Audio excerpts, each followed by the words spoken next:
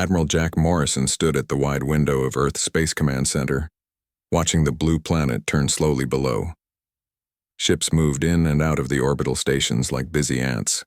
Most were cargo vessels carrying food, medicine, and technology to the outer colonies. Some were passenger ships bringing families to new worlds.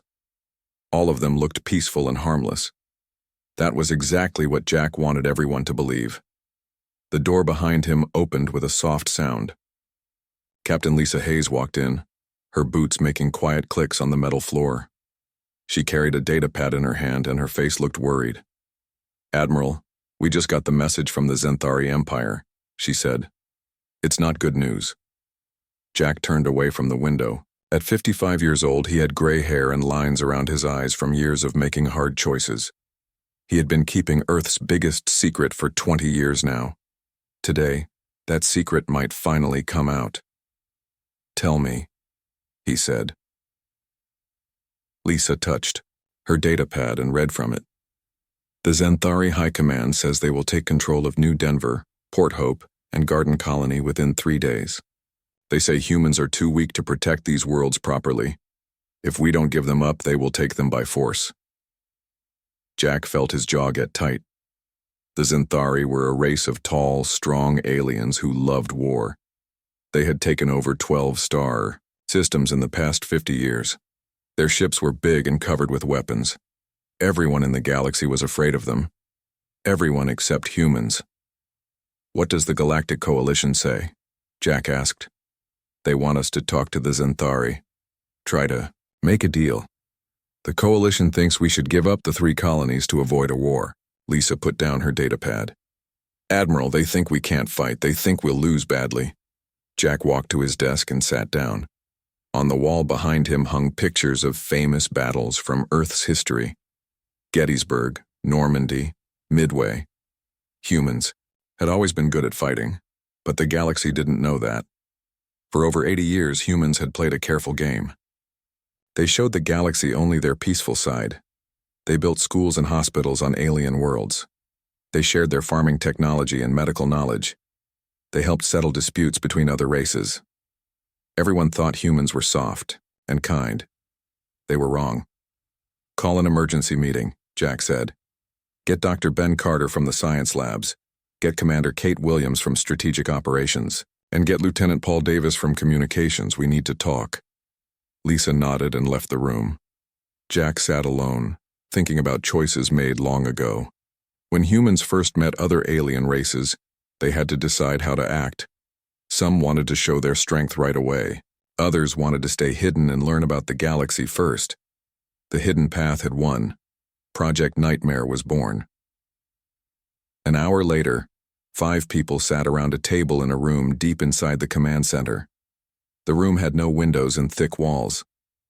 What they talked about here could never be heard outside. Dr. Ben Carter was a thin man with messy brown hair. He studied alien life forms and had spent years learning how other races thought. Commander Kate Williams was younger, with short black hair and sharp eyes. She planned military operations that nobody knew existed. Lieutenant Paul Davis handled all the secret messages that went between human worlds. "The Zenthari think they can push us around," Jack said. "They think we're weak because we've never shown them what we can really do." Ben nodded. "I've studied their culture for years. They only respect strength. To them, being peaceful means being weak. They can't understand that we choose not to fight. Their intelligence about us is completely wrong," Kate added. "They think our cargo ships are just cargo ships. They think our colonies have no defenses. They have no idea what we've been building for the past 80 years. Jack looked at each person around the table. "Then it's time to show them. Paul, send a message to all our hidden bases. Tell them to prepare for Operation Nightmare." Paul's fingers moved quickly over his computer. "Message sent, sir. All stations are responding. They're ready." "Ben, what will the Zenthari do when they see what we really are?" Jack asked. The scientist thought for a moment. "At first, they won't believe it. Their minds can't accept that they were wrong about us for so long. But when they see our real strength, they'll be terrified. Fear is something they understand very well." Kate pulled up a star map on the big screen at the end of the room. It showed human space and the nearby Xanthari territory. Red dots marked where Xanthari fleets were moving. "They're sending a scouting force first," she said. 500 ships heading for New Denver. The main fleet of 3,000 ships is still at their home base waiting to see what happens. Jack studied the map. "Lisa, how many ships can we put together to meet their scouts?" 13 of our disguised battleships are close enough to reach New Denver in time," Lisa answered, "including the Defiant." "Only 13 ships against 500? Ben looked worried. "Even with our hidden weapons, those aren't good numbers." Jack smiled for the first time that day. It was not a nice smile. "Ben, you've been working on our peaceful projects for so long you've forgotten what we built in the dark." "Kate, tell him about the Defiant." Kate's eyes lit up. "The Defiant looks like a big cargo ship from the outside. Inside it has weapons that can bend space and time. It can make enemy ships forget how to work. It can hide in places that don't exist and appear anywhere it wants to. We built it using technology that other races think is impossible." "And the other 12 ships?" Ben asked. "Each one can destroy 100 enemy ships without breaking a sweat," Kate said. "We've been building them for decades, testing them in secret, making them better and stronger. The Xanthari have never seen anything like what we're about to show them." Jack stood up. "For 80 years we've let the galaxy think we're weak. We've hidden our true nature so well that even some of our own people have forgotten what humans can do when we're angry. The Xanthari are about to learn why that was a mistake." He walked to a wall panel and put his hand on it. The panel scanned his palm and beeped. A hidden door opened, showing a room full of weapons and armor that looked like they came from the future. "The galaxy has lived in peace because we've been the nightmare hiding in the dark," Jack said. "We've been the monster under the bed that keeps the real monsters afraid to come out. Now the Xanthari have forced our hand." Lisa looked at the advanced weapons with wide eyes. She had known there were secrets, but not how big they were. "Admiral, when the galaxy sees what we really are, everything will change." "Yes," Jack said. "The question is whether we can stay human after we show them our true face." Paul looked up from his computer. "Sir, message from the Xanthari fleet. Their commander, Warlord Kazeth, says humans have 12 hours to surrender the colonies or they will attack." Jack nodded. "Send a reply. Tell them we decline their generous offer. And Paul, make sure every government in the galaxy can hear what happens next. It's time for humanity's nightmare to wake up." The room fell quiet. Outside, human ships continued their peaceful journeys between the stars. But deep in hidden bases, other ships were preparing to show the galaxy what humans really were when someone threatened their home. Captain Lisa Hayes stood on the bridge of the EFS Defiant, watching the stars through the front window. To anyone looking at her ship from outside, it looked like a normal cargo vessel. The hull was painted in peaceful blue and white colors. The sides had markings that said Earth Cargo Company in big letters. Even the energy readings showed nothing but basic engines and simple shields. It was all a lie. "Captain, we're 2 hours out from New Denver," said Lieutenant Tom Baker from his station. He was young, maybe 25, with blonde hair and nervous eyes. This was his first real mission and he had no idea what was coming. "Thank you, Tom," Lisa said. She looked calm, but inside her heart was beating fast. In 2 hours, the galaxy would see what humans really were. Behind her, the bridge looked normal. Simple control panels, basic chairs, everything clean and peaceful. But Lisa knew that when she gave the right command, this bridge would change into something very different. "Captain," called out Chief Engineer Sam Rodriguez from the back of the bridge. He was a big man with dark hair and strong hands. "All systems are ready. We can transform on your order." Lisa nodded. Around her ship, 12 other vessels flew in formation. They all looked like cargo ships, too. The Xanthari scouts would see 13 weak human ships and think this would be easy. They were very wrong. "Message coming in from the Xanthari fleet," said Communications Officer Amy Chen. She was small with black hair tied back tight. Her voice was steady, but Lisa could see her hands shaking a little. "Put it on the main screen," Lisa ordered. The screen at the front of the bridge lit up. A tall alien face appeared, with gray skin and red eyes. This was Warlord Kazeth, commander of the Xanthari scouting force. Behind him, Lisa could see the bridge of a huge warship covered with weapons. "Human vessel," Kazeth said in a deep voice. "I am Warlord Kazeth of the Xanthari Empire. You will surrender immediately or be destroyed. Your weak ships cannot stand against our power." Lisa stood up from her captain's chair. "Warlord Kazeth, this is Captain Lisa Hayes of the Earth Fleet. We cannot surrender. This is our space and our colony." Kazeth laughed, showing sharp teeth. "Earth Fleet? You have no fleet. You have cargo ships and dreams. My scouts report 500 warships against your 13 cargo vessels.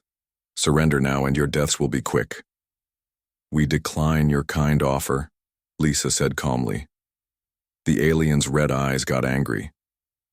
"Then you will die like the weak fools you are. All ships, attack formation, destroy these humans." The screen went dark. Lisa sat back down and looked at her crew. They were all watching her, waiting. "Well, people," she said, "it's time to show them who we really are. Sam, begin transformation sequence." Sam's hands moved over his controls. "Transformation starting. Now, Captain." The ship began to change. The walls of the bridge moved apart, making the room twice as big. New control stations rose up from the floor. Advanced screens appeared everywhere, showing information about space weapons and enemy ships. The peaceful blue lights changed to red battle lights. Tom Baker watched with his mouth open as his simple communication station became a complex, tactical display. "Captain, what's happening?" "We're becoming what we really are, Tom," Lisa said. She watched her captain's chair grow bigger and connect to the ship's main computer. Now she could control everything with just her thoughts. Outside, the ship, the transformation was even more amazing. The blue and white cargo hull split open like a flower. Underneath was black metal covered with strange symbols that seemed to move on their own. Weapons appeared from hidden places in the hull. The ship grew longer and wider as parts that had been folded inside came out. The other 12 ships were changing too.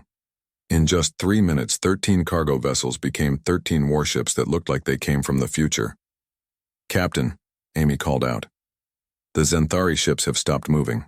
They're sending lots of messages to each other." "What are they saying?" Lisa asked. Amy listened to her equipment. "They're confused. They keep asking each other what just happened. Some of them think we used magic." On the main screen, the space around New Denver filled with Xanthari ships. 500 gray warships, each one bigger than a city block. Their hulls were covered with gun turrets and missile launchers. They looked like floating fortresses built for war, but Lisa was not afraid. "All ships, this is Captain Hayes," she said into her communicator. "Operation Nightmare is now active. Show them what humans can do." The Defiant moved forward and the other human ships followed. They flew straight at the 500 enemy vessels like they had no fear at all. "Captain," Tom said, his voice shaking. "They're firing at us." The Xanthari ships opened fire. Thousands of energy beams and missiles flew through space toward the human ships. It looked like a deadly light show. None of the weapons hit. The human ships seemed to dance between the enemy fire. They moved in ways that should have been impossible, turning and spinning like they weren't following the normal rules of physics. Some of the ships seemed to disappear and reappear in different places. "Tom, target the lead Xanthari ship," Lisa ordered. "Fire quantum torpedoes." "Quantum torpedoes?" Tom looked confused. "Captain, I don't know how to fire quantum torpedoes." "The ship knows," Lisa said. "Just think about what you want to happen." Tom closed his eyes and concentrated. On the front of the Defiant, a weapon that looked like a small sun appeared. It fired a ball of light that moved faster than anything should be able to move. The ball of light hit the biggest Xanthari ship and passed right through its shields like they weren't there. The enemy ship stopped moving. Its weapons went quiet. Its lights went out. "What did we do to them?" Tom asked. "We turned off their ship," Sam explained. "The quantum torpedo didn't destroy them. It just made their ship forget how to work. The crew is alive, but they can't do anything." Around them, the other human ships were firing their own impossible weapons. Some shot beams that made enemy ships turn into ice. Others fired missiles that went backward through time to hit their targets before they were even fired. Within 5 minutes, 490 Zenthari ships were floating dead in space. Warlord Kazeth's voice came through the communication system. He sounded scared now. "What are you? This is impossible. You're supposed to be peaceful." Lisa looked at the screen where the alien's face appeared again. This time he looked afraid instead of angry. "We are peaceful," she said calmly. "This is us being peaceful. When we're not peaceful, things get much worse. But your ships, your weapons, none of this should exist." "We've had 80 years to prepare," Lisa said. "We used that time well. Now, Warlord Kazeth, you have 10 ships left out of 500. Take them home. Tell your empire what you saw here today." The alien's red eyes were wide with fear. "They'll never believe me." "Then bring them back to see for themselves," Lisa said. "But know this, next time we might not be feeling so peaceful." The 10 remaining Zenthari ships turned around and flew away as fast as they could. Lisa watched them go, then looked at her crew. They were all staring at her like they had never seen her before. "Captain," Amy said quietly, "what happens now?" Lisa sat back in her captain's chair and watched the stars. "Now we wait for the real war to begin." Supreme Commander Vorthak stood in the war room of the Zenthari homeworld, staring at the video message that had just arrived. His forearms were crossed and his red eyes burned with anger. Around him, 50 other Zenthari military leaders watched the same recording. On the screen, Warlord Kazeth looked scared and broken. His proud warrior face was now filled with fear. "Supreme Commander, the humans destroyed our fleet. 500 ships against 13. We lost 490 vessels in 7 minutes. Their weapons ignore our shields.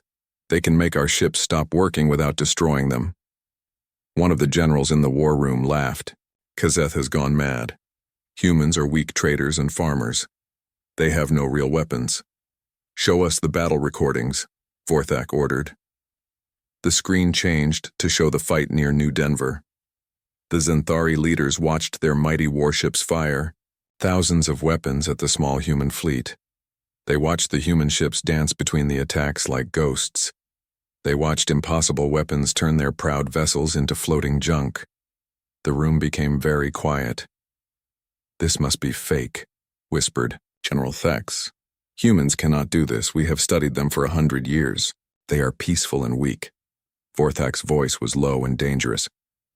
"If this is real, then we have been fools for a century. If this is fake, then Kazeth is a traitor who must die." He turned to his communication officer.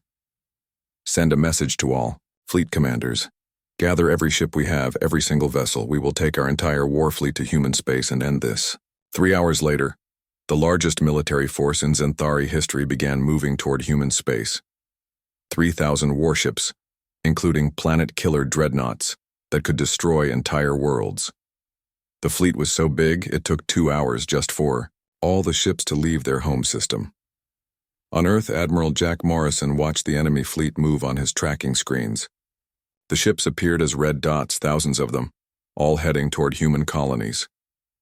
"They're bringing everything they have," Commander Kate Williams said. She stood next to Jack, studying the data. 3,000 ships. That's their entire military. "Good," Jack said calmly. "When we beat them all at once, they'll never threaten anyone again." Dr. Ben Carter looked worried. "Admiral, even with our advanced ships, 3,000 against 50 is very bad odds. Are you sure we can win?" Jack turned to look at him. "Ben, you still don't understand what we built during our 80 years of hiding. Kate, activate the full nightmare protocol."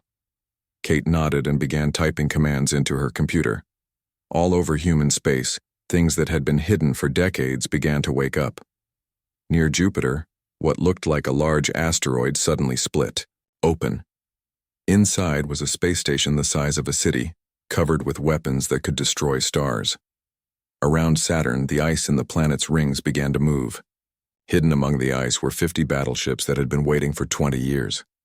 On every human colony world, mountains opened up to reveal massive defense platforms. Weapons that could reach across entire star systems rose up from underground bunkers. The peaceful farming world suddenly became armed fortresses. Project Pandora is online, Kate reported. All hidden bases are active. The Nightmare fleet is ready. How many ships do we actually have? Ben asked. His face was pale. Counting. Everything. About 800 active combat vessels, Kate said. Plus the defense stations, the reality anchors, and the dimensional weapons platforms. Ben sat down hard in his chair. 800 ships? We told the galaxy we had maybe 50 vessels for defense. We lied, Jack said simply. We've been lying for 80 years about everything. Our ship numbers, our weapon technology, our military capacity. Everything. On the main screen, they could see the Xanthari fleet approaching the Proxima system, where the human colony of Port Hope was located. The enemy ships moved in perfect formation like a metal cloud of death. Admiral, Kate said, our ships are in position. Captain Hayes and the Defiant are with the main fleet. The UES Nightmare is ready to deploy. Jack nodded. The UES Nightmare was humanity's most secret weapon. A ship so advanced that it existed in 11 different dimensions at the same time. Only 5 people in the galaxy knew it existed. Send the deployment order, Jack said. In space near Proxima, Captain Lisa Hayes watched the Xanthari fleet arrive. 3,000 enemy ships filled the star system like a plague of metal insects. Her 13 ships from the earlier battle had joined with 37 other human vessels, 50 ships against 3,000. Captain, Tom Baker said from his station. He wasn't nervous anymore. After seeing what human weapons could do, he had confidence. Enemy fleet is taking attack formation. They'll be in firing range in 10 minutes. Any messages from them? Lisa asked. Amy Chen nodded. Supreme Commander Vorthak wants to talk. The main screen showed the alien commander. He was bigger than Warlord Kazeth, with scars covering his gray skin. His red eyes were full of hate. Human Captain, Vorthak said. I am Supreme Commander Vorthak of the Xanthari Empire. You have used some kind of trick weapons to defeat one of our scouting forces. That ends now. Surrender immediately, or we will destroy every human world. I'm afraid we can't do that, Lisa said politely. You have 50 ships, we have 3,000. Your tricks will not work against our full might. Lisa smiled. You're right. 50 ships wouldn't be enough. That's why we brought more. Around the human fleet, space began to change. Ships appeared from nowhere, dropping out of dimensions that shouldn't exist. The 50 human vessels became 100, then 200, then 500. But that wasn't the strangest part. The strangest part was when the UES Nightmare arrived. It didn't fly into the battle area like a normal ship. Instead, it simply became real, like someone had drawn it into existence with light and shadow.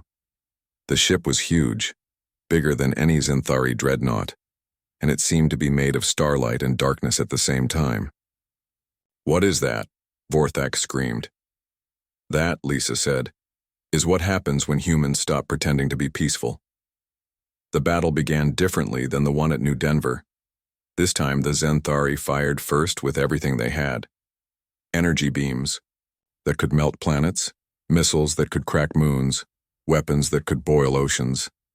None of them reached the human ships. The human fleet had created something called a reality anchor. It was like an invisible wall that decided what was real and what was not. The Xanthari weapons simply stopped being real when they got close to the human ships.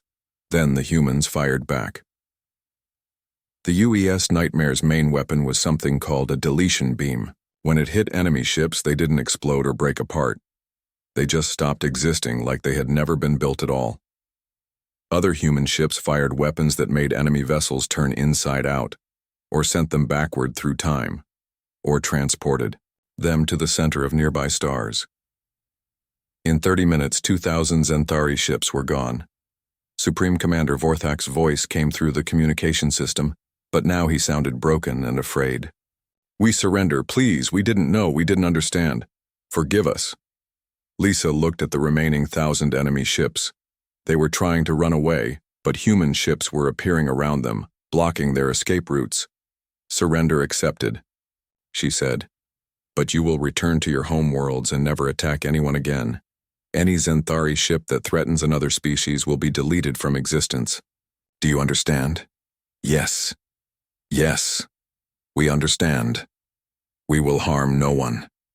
Please let us go home. Lisa nodded to Tom. Let them go.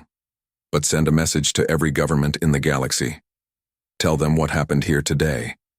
As the surviving Zenthari ships limped away, Lisa looked out at the stars. The galaxy had just learned that humanity was not what they seemed to be. Everything would be different now. Captain, Tom said quietly. What happens next? Lisa sighed. Now we live with what we've become. 3 weeks after the battle at Proxima, the Galactic Coalition Council met in emergency session. Representatives from 47 different species sat around a huge circular table on the neutral world of Harmony Station. The air was thick with tension and fear. Ambassador Helen Price represented humanity at the meeting. She was a small woman with gray hair and kind eyes, but everyone in the room looked at her like she might suddenly grow fangs and claws. For over a century she had been known as one of the galaxy's best diplomats. Now they wondered if everything about her had been a lie too. The question before us today, said Chancellor Vex of the Altarian Republic, is what to do about humanity. The tall blue alien's voice shook as he spoke. For over 100 years, we believed humans were peaceful traders and scientists. Now we learn they have weapons that can delete matter from existence. Counselor Zara of the Helix Confederation leaned forward. She was a green-skinned woman with 4 arms and silver eyes. How many other secrets are you hiding, Ambassador Price? How long have you been lying to us? Helen sat quietly for a moment, looking at each alien face around the table. These beings had been her friends and colleagues for decades. Now they looked at her with fear and suspicion. We have been hiding our true military strength for 87 years, she said calmly. Since the day we first met other species in space, we chose to show you only our peaceful side. Why? Demanded General Corks of the warrior clans. He was a massive creature covered in fur and scars. Why hide your power? Most species would use such strength to conquer others. Because we didn't want to conquer anyone, Helen replied. We wanted to learn. We wanted to be part of something bigger than ourselves. We wanted peace. Peace built on lies, Chancellor Vex said angrily. Helen nodded. Yes, peace built on lies. But still peace. How many wars has the galaxy seen in the past 80 years? How many species have been wiped out by aggressive empires? The room fell silent. Everyone knew the answer. Since humans had joined the galactic community, major wars had almost disappeared. Aggressive species had been stopped by diplomatic pressure and economic sanctions. The galaxy had enjoyed its longest period of peace in recorded history. You're saying you've been protecting us all this time? Asked Counselor Zara. Not protecting, Helen said. Discouraging.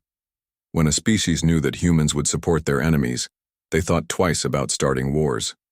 When they knew human technology and resources would help defend peaceful worlds, they looked for other solutions.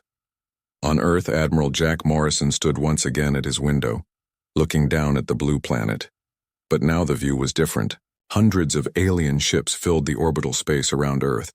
Some were warships, some were science vessels, and some were cargo ships. All of them were there because their governments wanted to make sure humans remained friendly. Admiral, Commander Kate Williams said as she entered the room, we're getting requests from 17 different species. They want our help dealing with pirates, raiders, and aggressive neighbors. Jack turned from the window. They're afraid of us, so now they want us to be their police force. It's not just fear, Kate said. Some of them seem genuinely grateful.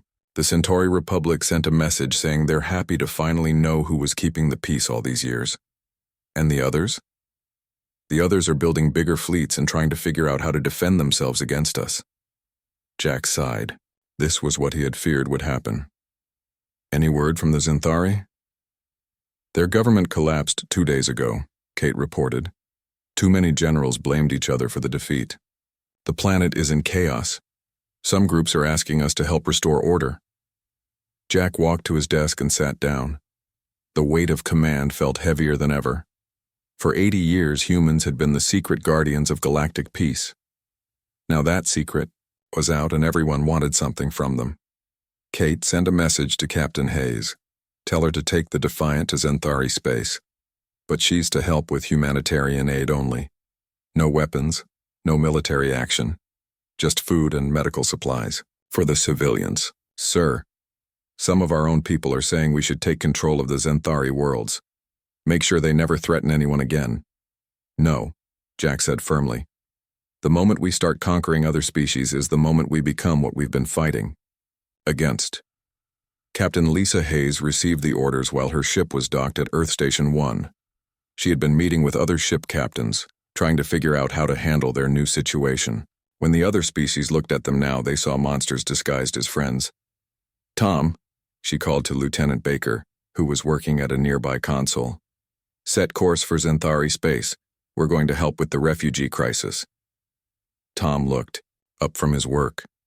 In the past few weeks, he had learned more about human military technology than he had ever wanted to know. Captain, are we taking weapons? Food, medicine, and construction equipment, Lisa said. Nothing that can be used as a weapon. The Zenthari might not trust us to help them, Tom pointed out. We did destroy most of their fleet. Lisa nodded. That's exactly why we need to help them. If we only show them our weapons, they'll always see us as conquerors. We need to show them we're still the same humans who helped build hospitals and schools throughout the galaxy. Dr. Ben Carter appeared on the bridge, carrying a datapad full of medical supplies information. Captain, I've been studying the Zenthari, refugee reports. They need everything. Food, medicine, temporary shelters. Their whole society has collapsed. Then we'll help them rebuild, Lisa said. But we'll do it the human way. We'll teach them to do it themselves instead of doing it for them. 2 days later, the Defiant arrived at the Zenthari homeworld. The planet looked terrible. Cities were burning, and millions of refugees were fleeing the chaos. The proud warrior race that had threatened to conquer human space was now broken and desperate. Captain, Amy Chen said from her communication station, we're getting messages from refugee camps. They're asking for help, but they're also asking us not to hurt them. Lisa felt sad hearing that. Tell them we're here to help, not to hurt. And Amy, make sure our weapon systems are completely powered down. I don't want them to think we're here to finish what we started. The Defiant spent the next week helping establish refugee camps and distributing supplies. Human medical teams worked alongside Zenthari doctors to treat the injured. Human engineers helped rebuild power systems and water treatment plants. Slowly, the Zenthari began to trust them again. I don't understand, said a young Zenthari engineer named Keth as he worked with Sam Rodriguez to repair a power plant. Why are you helping us? We tried to destroy your people. Sam looked up from the equipment he was fixing. Because that's what humans do. We fight when we have to, but we prefer to build things. We prefer to help. But your weapons, your ships, you could rule the entire galaxy if you wanted to. Yeah, Sam said with a smile. But ruling the galaxy sounds like a lot of work. I'd rather build power plants and help people. Back on Earth, Ambassador Helen Price was preparing for another Coalition Council meeting. This time, the topic was establishing new rules for the galaxy now that everyone knew about human military power. Admiral Jack Morrison called her before she left. Helen, what are they going to ask for? They want guarantees that we won't use our weapons against peaceful species, she said. They want to know what our limits are. They want to understand our intentions. And what will you tell them? Helen smiled. The truth, that we're the same humans we've always been. We just happen to have very good weapons that we prefer not to use. 3 months later, the galaxy had settled into a new normal. The Zenthari were rebuilding their society as a peaceful federation instead of a military empire. Other aggressive species had quietly stopped their expansion plans. Trade was booming as everyone tried to stay on humanity's good side. Captain Lisa Hayes, stood on the observation deck of the Defiant, watching stars through the window. The ship was back to looking like a cargo vessel on the outside, but everyone knew what it really was now. "Captain," Tom Baker said as he joined her at the window, "do you think we did the right thing, hiding our strength for so long?" Lisa thought about it. "I think we did what we thought was right at the time. The question now is whether we can stay human while being the galaxy's guardians." "What do you mean?" "Power changes people, Tom. The more power you have, the easier it becomes to use it to solve problems. The easier it becomes to make decisions for other people instead of letting them make their own choices." Tom nodded. "So what do we do?" Lisa smiled. "We remember why we hid our power in the first place. We remember that being strong doesn't mean we have to be cruel. We remember that sometimes the best way to win a fight is to make sure the fight never happens." Outside the window, the stars continued their ancient dance. The galaxy was at peace, protected by humanity's nightmare weapons. But the real test would be whether humans could remain the peaceful species they had always claimed to be, now that everyone knew they were the most dangerous species in the galaxy. Only time would tell.